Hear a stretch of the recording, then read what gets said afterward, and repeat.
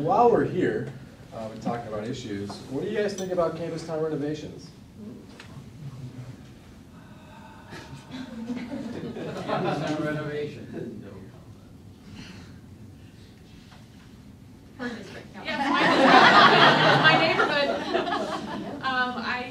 I have to admit, it's not an issue I've kept up on a lot. Is there anything about CampusTown Renovations that we're talking about right now? I know we talked about renovating the theater so that students were going to put some money into that at one point to make it a student theater. What in particular? Well, it was actually in the Sunday Register a couple of weeks ago on the front page of Metro in Iowa. And it basically is the idea to put a ped mall in where some of those buildings might be a little bit run down, but it also is going to house a lot of small business owners, many of them minorities, who might not be even aware of what's going on. I stopped in to talk to some of the people that worked at the Mongolian buffet, and the language barrier was as such that nothing was accomplished. So, I mean, do all the small business owners know? Have they been contacted by the state? Has an effort to bring them up to speed been made? And if that is not what is going on, how is that possible? Well, let me address that a little bit. I served on the city council for 7 years before getting elected to the Senate.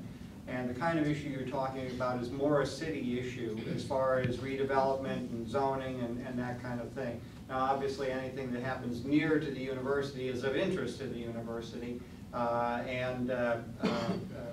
For example, when you're talking about university property, the proposed recreation development down near the towers, that's something that the university is very much involved with. And I've got a few inquiries about that. I imagine Beth's got a lot more because it's her neighborhood. Overall, we want to see Ames to be a livable place. We want you to come here and think that it's a place that you can have some fun as well as doing some serious scholarship. And the same thing goes for faculty and staff. And we want a viable business community here so that we can have shopping opportunities and so forth. I personally, since I left the city council, have tried not to kibitz in their issues. They got some tough ones to deal with, and I moved on to a whole different set of tough issues. So, but I think it's still the case, isn't it, that there's a non-voting student member on the city council? Yes. I believe that's the case. That would I apologize. I don't know who that is. It tends to change every year.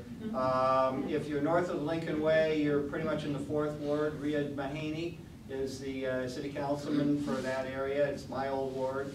So is there any reason in particular why they wouldn't make the effort to go talk to these small business owners? My experience is that the city government generally does a pretty good job of reaching out to folks. Are they perfect? I don't know. Probably not. Nobody is. But look, if you have concerns about that, Steve Shanker is the city manager. He's a great guy. City council members, 3rd Ward, south of Lincoln Way, 4th Ward, and there are 2 at-large council members. One of the at-large council members is Peter Rozum, who's a professor in the econ department, one of my colleagues. All of those folks have phone numbers. You can call them all. They all have emails as well. So if you have a city-related concern, talk to them. The city has worked hard, and the university has worked hard as well at being responsive to students. I know, we don't satisfy every demand, but we have a heck of a lot better town-gown relationship in this city than in a lot of other college towns. I'm just going to add one other thing. I agree with the Senator. It's probably more of a local issue versus a state issue, because I serve on this economic development committee in the House, and we've not had anything in regards to this.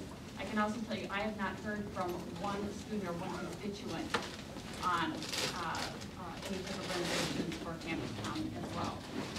So Beth may have heard more, but I have the northern happening. I have not had one. I'll shoot you guys an email. I appreciate that. I'll just also add, my email again is on my card that you have. I do have Facebook as well, so if you want to friend me, please do. We all have newsletters. If you would like to receive my newsletter or stay with Beth or Herman, just send me an email and just say you'd like to receive my newsletter. I try to do it weekly, and then during the interim, I do about once a month. So. Thank you. And I also have a newsletter, but to follow up on your question, Matthew Goodman is not only a small business owner in CampusTown, he is also on city council and my constituent. He'd be a great person to contact. I can't believe that city council or he would move on major renovations without contacting all the business owners down there. He's very active in the business community on CampusTown and campus. Okay. He would be the right contact. Yeah, definitely. Have good experiences with that. Yeah. And definitely talk to Matt England as well. He's the city council liaison on GSB. He's very knowledgeable on the subject. So, with that, we're going to wrap it up for now. If you'd like to stick around, Senator Quirmbach to get